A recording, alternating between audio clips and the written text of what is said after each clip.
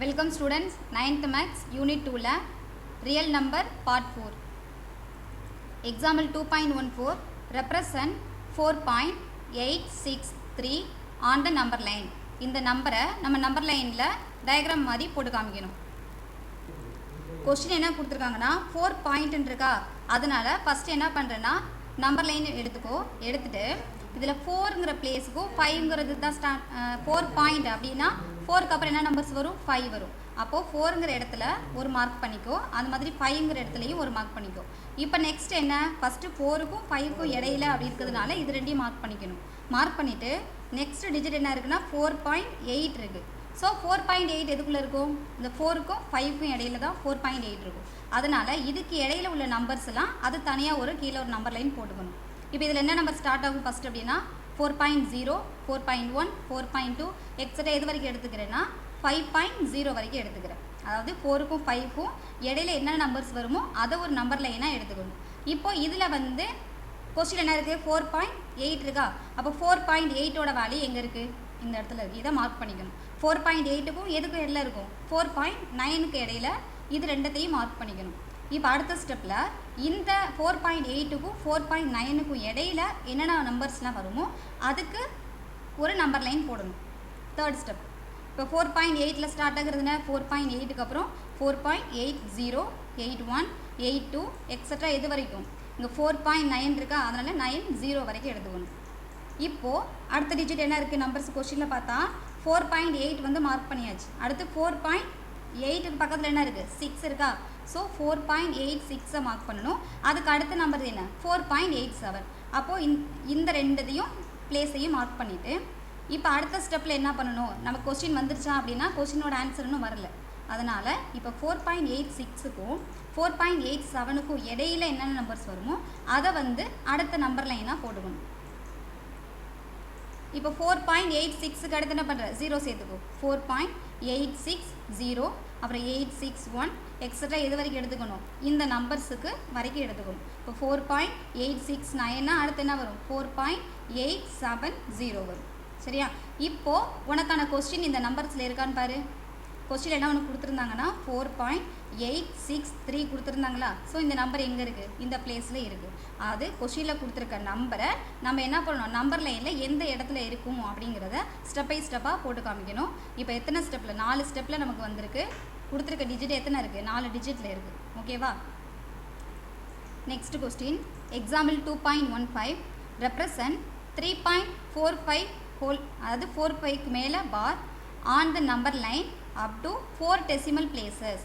இந்த கொஸ்டினில் 4க்கும் 5க்கும் மேலே என்ன இருக்குன்னா பார் கொடுத்துருக்காங்க. பார் கொடுத்துருந்தா என்ன மீனிங், அந்த நம்பர் வந்து ரிப்பீட்டடாக ஆகிட்டு இருக்கும் அப்படிங்கிறதா மீனிங். எத்தனை டிஜிட்டுக்கு எடுத்துக்க சொல்லியிருக்காங்க அப்படின்னா 4 டெசிமல் பிளேசஸ்க்கு வந்து எடுத்துக்க சொல்லியிருக்காங்க.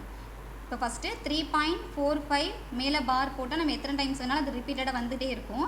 நமக்கு 4 டெசிமல் கொடுத்ததுனால 3.4545 மொத்தம் 4 டெசிமல் வர்ற மாதிரி 2 தடவை வந்து எடுத்துக்கிட்டோம். சரியா. இப்போது 3.4னா எதுக்கு இடையில இருக்கும், 3ங்கிற நம்பருக்கும் 4ங்கிற நம்பருக்கும் இடையில இருக்கும். ஃபஸ்ட்டு நம்ம என்ன பண்ணணும், ஃபஸ்ட்டு ஸ்டெப்பு 3க்கும் 4க்கும் ஃபஸ்ட்டு சாதாரணமாக நம்பர் லைன் வந்து வரையணும். ஃபஸ்ட்டு எப்பயும் உள்ள மாதிரி நம்பர் லைன் வரைஞ்சிட்டு இதில் 3.4ன்னு இருக்கிறதுனால 3ங்கிற நம்பரையும் 4ங்கிற நம்பர்லேயும் மார்க் பண்ணிக்கும். மார்க் பண்ணிவிட்டு இப்போ அடுத்த ஸ்டெப் என்ன பண்ணணும், 3க்கும் 4க்கும் இடையில என்னென்ன நம்பர்ஸ் வரும் அப்படிங்கிறத அடுத்த ஸ்டெப்பில் நம்பர் லைன் போடணும். இப்போ 3க்கு அடுத்து 3க்கும் 4க்கும் இடையில அப்படின்னா 3.0, 3.1, 3.2 எக்ஸட்ரா எது வரைக்கும் 4.0 வரைக்கும் எடுத்துக்கணும். இப்போது செகண்ட் ஸ்டெப்பில் செகண்ட் டிஜிட் என்ன இருக்குது பாரு, 3 வந்து முழு நம்பராக இருக்குது. 3க்கு அடுத்து 3.4. இப்போ 3.4 இந்த இடத்துல மார்க் பண்ணிவிட்டு இதுக்கு அடுத்து என்ன இருக்கும் 3.4னா அடுத்து 3.5 மார்க் பண்ணிக்கணும். அடுத்த ஸ்டெப்பில் 3.4க்கும் 3.5க்கும் இடையில உள்ள நம்பருக்கு நம்பர் லைன் வரையணும். இப்போ 3.4 இருக்குது, பக்கத்தில் அடுத்து 40, 41, 42 எக்ஸட்ரா 3.50 வரைக்கும் எடுத்துகிட்டு இப்போ இந்த நம்பர் லைனில் உனக்கு அடுத்து என்ன நம்பர் தெரியும், உனக்கு கொஸ்டினில் கொடுத்துருக்கிறதுல பார்த்தா 3.45 அப்படின்னால இந்த இடத்த மார்க் பண்ணிவிட்டு இதுக்கு அடுத்த நம்பர் என்ன 3.46 எடுத்துக்கணும். இப்போ அடுத்த ஸ்டெப்பில் இந்த 3.45க்கும் 3.46க்கும் இடையில உள்ள நம்பர்ஸுக்கு நம்பர் லைன் வரையணும். இப்போ 3.45 இருக்கா, 45 என்னது பக்கத்தில் ஃபஸ்ட்டு ஸ்டார்டிங் 0லேருந்து தான் ஸ்டார்ட் பண்ணணும். 3.450 அப்புறம் 451 452 எக்ஸட்ரா எது வரைக்கும் 3.460 வரைக்கும். இப்போ அடுத்த ஸ்டெப்பில் இப்போ என்ன நம்பர்ஸ் நமக்கு இருக்குது கொஸ்டினில், நீங்கள் வந்து ஒவ்வொரு நம்பர் லைன் போட போட உனக்கு கொஸ்டினில் உள்ள நம்பர்ஸ் என்ன வந்துகிட்டே இருக்கும். ஒவ்வொரு டிஜிட்டாக ரிப்பீட் ஒவ்வொரு டிஜிட் என்ன ஆகும் உனக்கு இன்க்ரீஸ் ஆகிக்கிட்டே வரும். இப்போ 3.454 இதை மார்க் பண்ணிவிட்டு இதுக்கு பக்கத்தில் இருக்க நம்பர் என்ன 3.455 இது ரெண்டையும் மார்க் பண்ணிவிட்டு இன்னும் நமக்கு ஆன்சர் வரலையா, இன்னும் வந்து என்ன ஆகும், இன்னும் ஒரு டிஜிட் நம்பர் வரணும் சேர்ந்து. அதனால் இப்போ இந்த ரெண்டு நம்பர்ஸுக்கு இடையில என்ன பண்ணணும், நம்பர் லைன் வரையணும். இதுக்கு இடையில என்னென்ன நம்பர்ஸ்லாம் வரும் அப்படின்னா 3.454க்கு அப்புறம் என்னது ஸ்டார்டிங் வந்து 0, அப்போ 1 2 எக்ஸட்ரா எது வரைக்கும் எடுத்துக்கணும் 3.4550 வரைக்கும் எடுத்துக்கணும். இதுக்கு இடையில உனக்கு கொடுத்துருக்க கொஸ்டின் இருக்கா பாரு, 3.4545 நமக்கு கொடுத்துருக்க கொஸ்டினோட ஆன்சர் என்ன பண்ணோம் ஃபைனலாக வந்துருச்சுன்னா அதுதான் லாஸ்ட்டு ஸ்டெப். சரியா, நமக்கு என்ன கொஸ்டினில் கொடுத்தாங்க 3.4545 அப்படிங்கிற நம்பரை ரியல் நம்பர் லைனில் மார்க் பண்ணி காட்ட சொன்னாங்க. மார்க் பண்ணி காமிச்சிடும். சரியா, ஒவ்வொரு ஸ்டெப் பை ஸ்டெப்பாக போட்டுட்டு வரணும். புரியுதாப்பா? இப்போ நெக்ஸ்ட்டு இப்போ என்ன பார்க்க போகிறோன்னா பவர்ஸில் எப்படி நம்பர்ஸ் எழுதுறது, ரெடிக்கல் நோட்டேஷன் எப்படி இருக்கும், இண்டெக்ஸ் நோட்டேஷன் எப்படி இருக்கும், அதை எப்படி ரீட் பண்ணுறது அப்படிங்கிறத இந்த டேபிளில் கொடுத்துருக்காங்க. நான் ஒன்று மட்டும் எப்படின்னு எக்ஸ்பிளைன் பண்ணுறேன். இப்போது 2 power 6 64 எப்படி எழுதலாம் அப்படின்னா 2 power 6 எழுதலாம். சரியா, இந்த மாதிரி பவர்ஸில் 2ஓட பவர்ஸில் எழுதலாம், 4ஓட பவர்ஸ்லையும் எழுதலாம். இங்கே வந்து 2ஓட பவரில் 64 எப்படி எழுதலாம் 2 power 6 அப்படின்னு எழுதலாம். எப்படி கண்டுபிடிக்கணும்னா 64க்கு நீ ஃபேக்டர்ஸ் கண்டுபிடிச்சின்னா உனக்கு கிடைக்கும். இப்போது இது பவரில் இருக்குது. இது எப்படி ரெடிக்கல் நோட்டேஷனில் சொல்லணும் அப்படின்னா 2 = இங்கே இருக்குது பார்த்தியா பவரில் 6, இது இந்த பக்கத்து வந்தால் என்ன ஹோல் பவரில் 1/6ன்னு வரும். அதுதான் நம்ம ரூட் வேல்யூவாக சொல்லுவோம். இங்கிட்ட இருக்க 6 வந்து 6th ரூட்டாக 64, 64ஓட 6th ரூட்டோட வேல்யூ, அப்படி தான் மீனிங். இப்போ இண்டெக்ஸ் நோட்டேஷன்னா இது என்ன பண்ணும், ரூட் இல்லாமல் நீ பவரில் எழுதணும். என்ன சொன்னேன் ஃபஸ்ட்டு, அந்த 6 இங்கிட்டு வந்ததுன்னு என்ன ஆகும் ஹோல் பவரில் 1/6 வரும். இந்த மாதிரி மாடலில் எழுதுனா இது இண்டெக்ஸ் நோட்டேஷன். இந்த மாதிரி ரூட்டில் எழுதும்போது ரெடிக்கல் நோட்டேஷன்னு சொல்லணும். இது இப்போ எப்படி நம்ம ரீட் பண்ணணும்னா 2 is the 6th root of 64 இந்த மாதிரி தான் ரீட் பண்ணணும். ஓகேவா? Example 2.16 express the following in the form 2 power n. கொடுத்துருக்க சம்மை 2 பவரில் வந்து எழுதணும். ஃபஸ்ட்டு சப்டிவிஷன் என்ன 8. முதல்ல என்ன பண்ணால் கொடுத்துருக்க நம்பருக்கு நம்ம ஃபேக்டர்ஸ் கண்டுபிடிக்கணும்.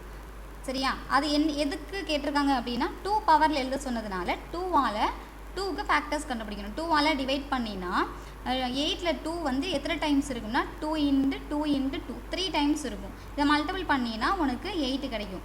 2 2s are 4, 4 2s are 8. இப்போது 2 பவரில் எத்தனை டைம்ஸ் இருக்குது 3 டைம்ஸ். அப்போ 8ஐ வந்து 2 பவரில் எழுதணும் அப்படின்னா இதுக்கு ஃபேக்டர் கண்டுபிடிச்சின்னா 2ஆல் எத்தனை டைம்ஸ் வருது அப்படிங்கிறதான் மீனிங். இப்போ 2 பவரில் 3. அதே மாதிரி 32.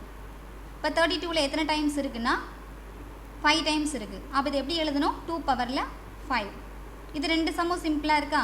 இப்போ தேர்ட் சப்டிவிஷன் பாரு 1/4 அப்படின்னு கொடுத்துருக்காங்க.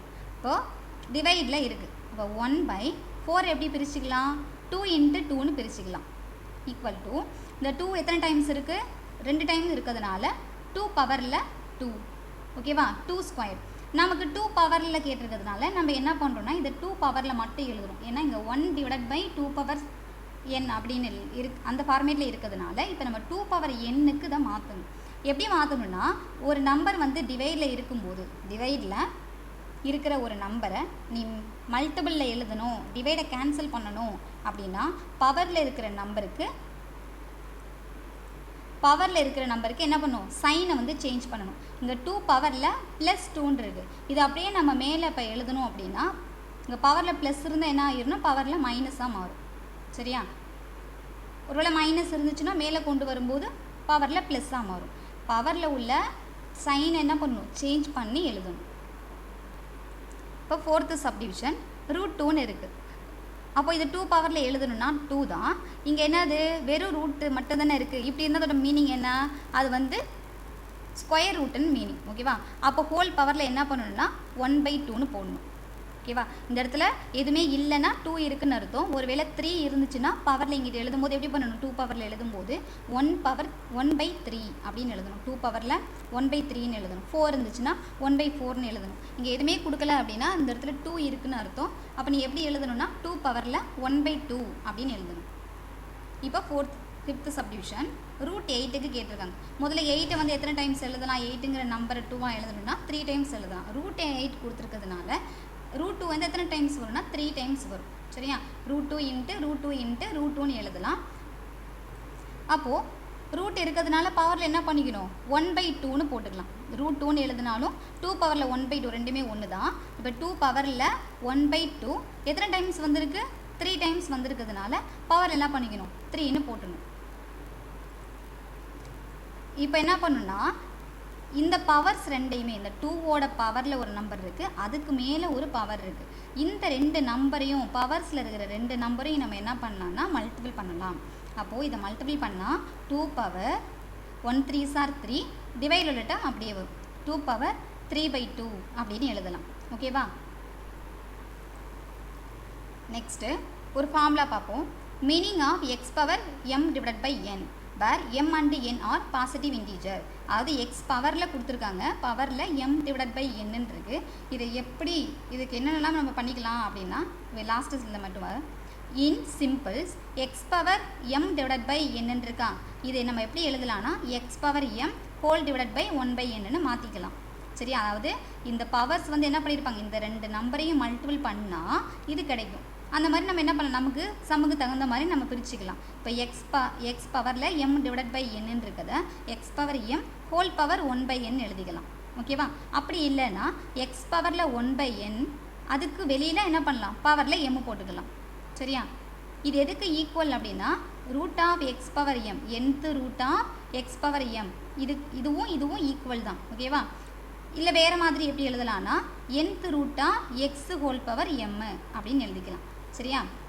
இப்போ இதை ரிலேட்டடாக சம் பார்ப்போம். Example 2.17 find the value of 81 whole பவரில் 5/4.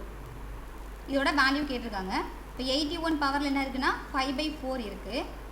ஃபஸ்ட் இதை என்ன பண்ணணும்னா 81க்கு முதல்ல ஃபேக்டர்ஸ் எடுக்கணும். சரியா? 81க்கு ஃபேக்டர்ஸ் எடுத்தால் 3 பவரில் 3 வந்து 4 டைம்ஸ் வரும். அதனால் 3 பவரில் 4 போட்டிருக்கேன். 81க்கு பதிலாக 3 பவரில் 4. இங்கே ரூட்டில் என்ன இருக்குது, nth ரூட் வந்து 4, அதுக்கு ஹோல் பவரில் வந்து 5 இருக்குது. சரியா? இப்போ என்ன ஆகுனா இந்த 4ம் இந்த ரூட் ஆஃப் 4 இருக்குது பார்த்தியா, இது ரெண்டும் கேன்சல் ஆகிடும். கேன்சல் ஆகிட்டா 3 பவர் 5 தான் இருக்கும். இந்த 3 பவர் 5ஓட வேல்யூ என்ன, 3யை 5 டைம்ஸ் மல்டிபிள் பண்ணால் என்ன வேல்யூ கிடைக்குதுன்னா 243. சரியா? 3 × 3, அதுக்கப்புறம் இதோட ஒரு 3யை மல்டிபிள் பண்ணணும், 9ஓட ஒரு 3யை மல்டிபிள் பண்ணணும். அந்த மாதிரி என்ன பண்ணும், 3 பவர் 5னா 3யை 5 டைம்ஸ் எழுதி ஒவ்வொன்றத்தையும் மல்டிபிள் பண்ணணும்னு அர்த்தம். ஓகேவா? மல்டிபிள் பண்ணால் உனக்கு இந்த வேல்யூ கிடைக்கும். நெக்ஸ்ட்டு 64 பவரில் -2/3. என்ன சொல்லியிருக்கேன், பவரில் மைனஸில் இருக்கா, நம்ம மைனஸில் வச்சு என்ன பண்ண முடியாது, பவரோட வேல்யூ வந்து கண்டுபிடிக்கிறது கூடாது. அதுக்காக என்ன பண்ணணும்னா பவரை முதல்ல இந்த டினாமினேட்டருக்கு கொண்டு வந்துடணும்.